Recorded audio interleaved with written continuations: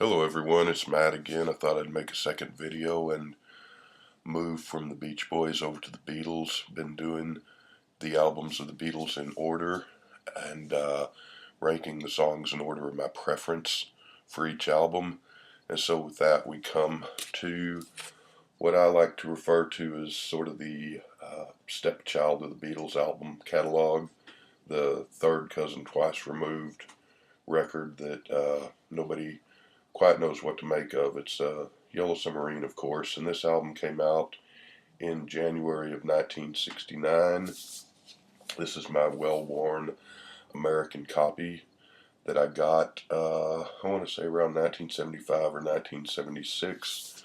And here is the British edition of the same thing. A little bit different on the back covers. There's a kind of a review of the White Album, which is a little strange. And then here's here's the American back. Talks about Beowulf and the Magna Carta and the Declaration of Independence, and then the Beatles and Pepperland. The British album, and I'm not sure, this is from the box set of the stereo albums that came out several years ago, has inside the inner sleeve, I don't know if this was with the original edition of the British album back in '69 or not, that writing there is pretty much the same as what's on the back of the American album about the Magna Carta and Pepperland and all that good stuff. So also I noticed this looking at the album, because this is not an album of theirs that I pull out to play very much. I don't know if you can see this, but it says Yellow Submarine, and then it has a little submarine, our trademarks. Well, is that gonna, yeah, there it is. There's the little bitty submarine, if that shows up. Thought that was kind of neat. I just noticed that today. And the British album also says Nothing Is Real, line from Strawberry Fields, where the American album doesn't. So that's real interesting stuff for you. Anyway, so yeah, this is kind of an odd man out album in the Beatles catalog. For one thing, the White Album came out on November 22nd of '68. This one came out in January 9th or 19th of '69, so just a 2-month gap between Beatles albums, which is kind of odd.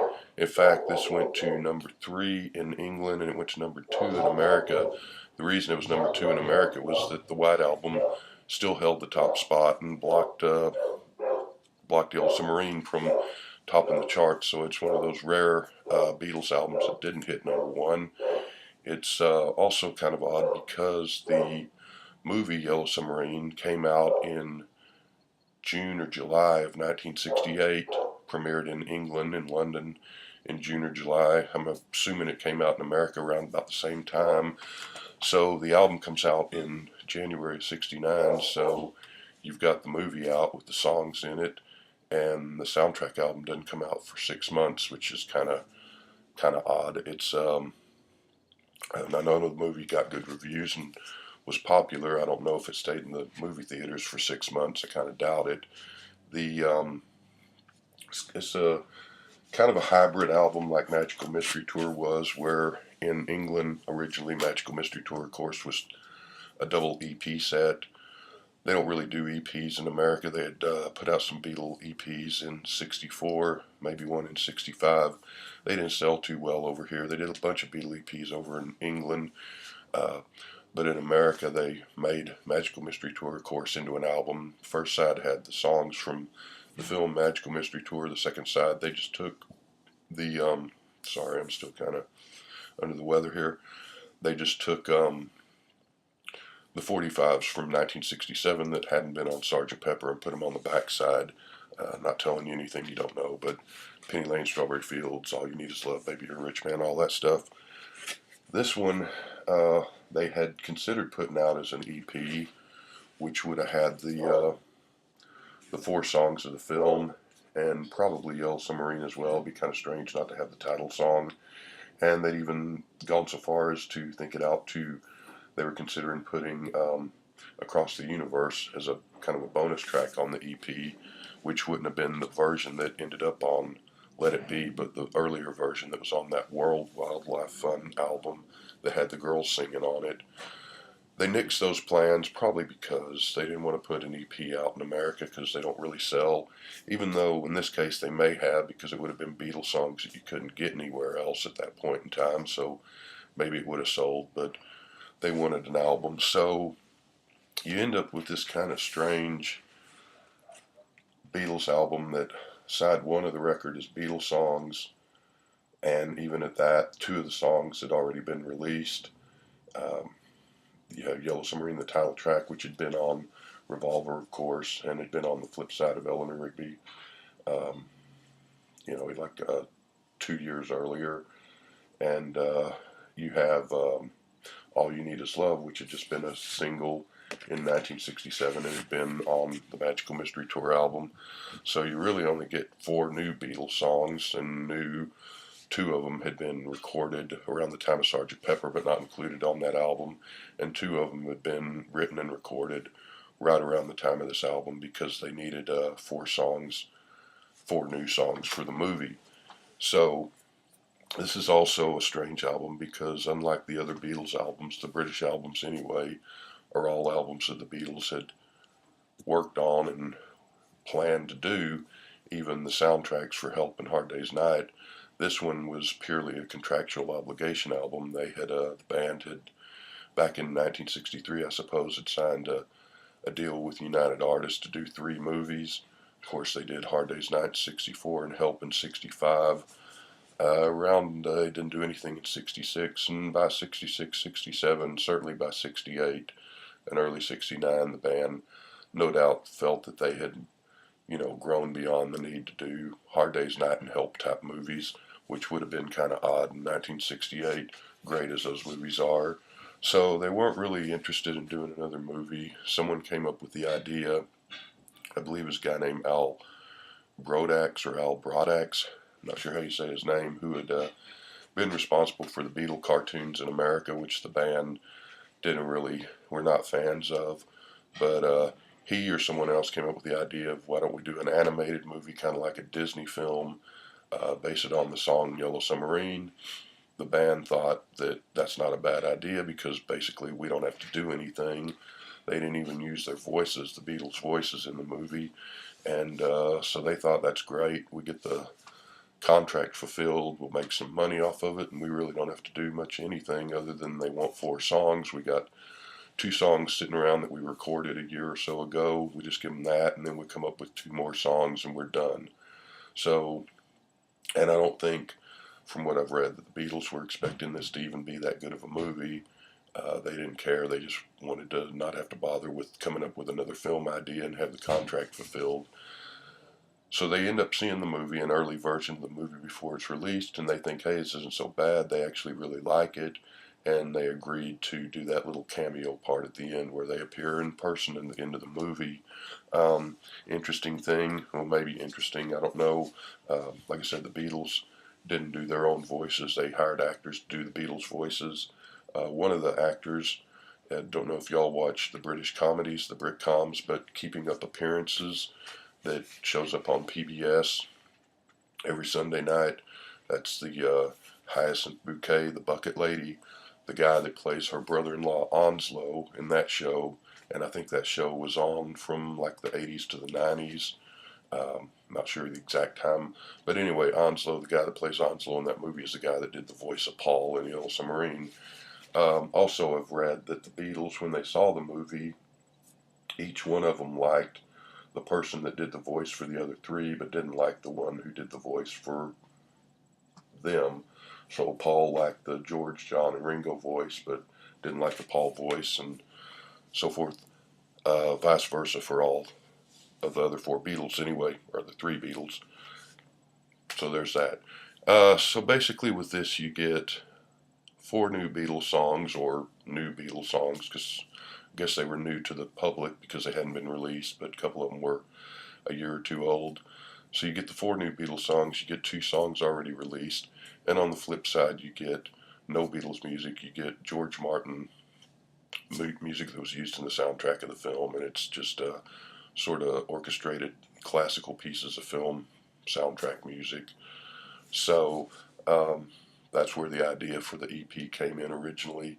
But it's a good thing for George Martin, I guess, because he got royalties off of this. So he probably got a nice chunk of change off of having the backside of a Beatles album, because the album sold, you know, like a Beatles album, pretty sold a lot of copies. But for Beatle fans, it's not such a great deal. And the shame of it, sort of, I guess, is that they could have done what they did with Magical Mystery Tour. They could easily have taken the recent 45s and stuck them on the, stuck the Yellow Submarine songs on side one, and on side two they could have done Hey Jude, Revolution, Lady Madonna, Inner Light, and maybe even reached back to say I'm Down and Yes It Is, that were never on an album, B-sides of singles, and filled out the backside with some Beatles music, but they didn't do that. So anyway, let's get on to the ratings. And I've got the four Beatles songs. I'm not going to rank Yellow Submarine or All You Need Is Love, because I've already done that on earlier albums on Revolver and Magical Mystery Tour. So I'm going to leave them off. But four Beatles songs, but I'm going to go five altogether. And I'm not going to break them out into individual songs and rank them. But at number five, I'm going to stick the George Martin stuff, is what I'm going to call it. It's good film score music. It's nice, sort of classical music, orchestral arrangements. It's pretty. It's pleasant. I think since I've had this album, and this is kind of show you. I bought this album, like I said, in '75 or '76 when I was about 11 or so, and I think this was the last Beatles album that I bought as far as the original catalog albums, the American catalog. Of course, I didn't have British albums back then when I was that age, but uh, and then, I mean, not counting later stuff like rock and roll music and love songs, but as far as the original Beatles albums, I sort of saved this one for last, and so that kind of shows you where it is in my book as far as the Beatles overall catalog. Not that there's not some good stuff on here, but kind of saved that for last. But let's see what else. I think one thing's always, I know when the movie came out, there was a ton of merchandising, sort of like the second wave of Beatles merchandising. The first being, of course, when they showed up in America in 1964, the Beatles wigs and guitars and all that. And then with Yellow Submarine, you had a second wave of merchandising.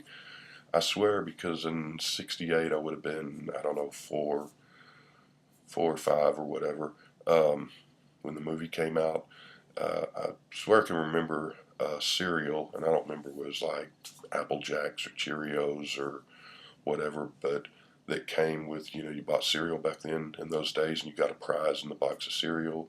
There was some cereal that had stickers from Yellow Submarine, and it had the Beatles, and it had the Old Fred, and it had the whatever, the guy with the stomach with the mouth and all that.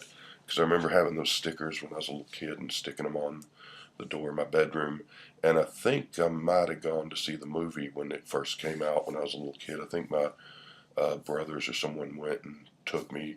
Doesn't seem like something my parents would have gone to see, but I'm pretty sure I saw it back then, but I'm not positive. But I do remember in the '70s, this and Hard Day's Night and Help used to show up on TV once or twice a year on like the afternoon movie, Dialing for Dollars, or the late night movie on Channel 11. So I remember watching Help and Hard Day's Night and this, about once or twice a year it'd show up on TV, and then later they stopped doing that. And these things, this was before video and stuff, and then of course they came out on VHS. I can't recall ever seeing, I don't think Magical Mystery Tour was ever shown in America on TV until the last couple of years or so. It's shown up on PBS, but I mean, at the time, it wasn't shown here in '67, and I don't think it was in the '70s.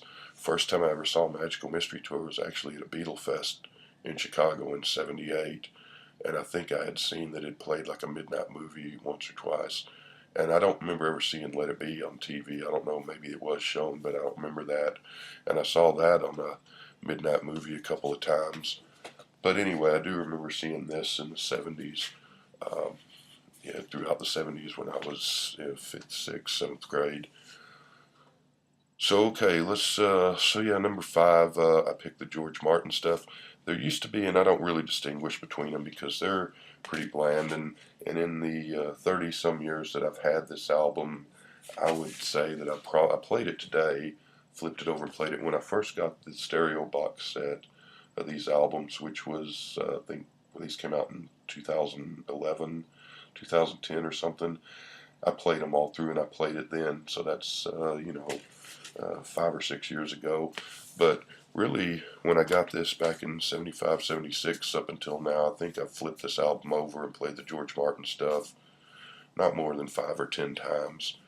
It's nice, it's pretty, but it's works fine in the context of the film. But just listening to it on its own, it's pretty, but it's also kind of dull. There used to be one of these that I liked more than the others of the orchestral music here. I was playing it today and trying to remember which one it was, and damned if I can remember. But anyway, that comes in at number five. Number four, I pick All Together Now, which is a song that Paul wrote for the film. Probably took him about 5 or 10 minutes to write it.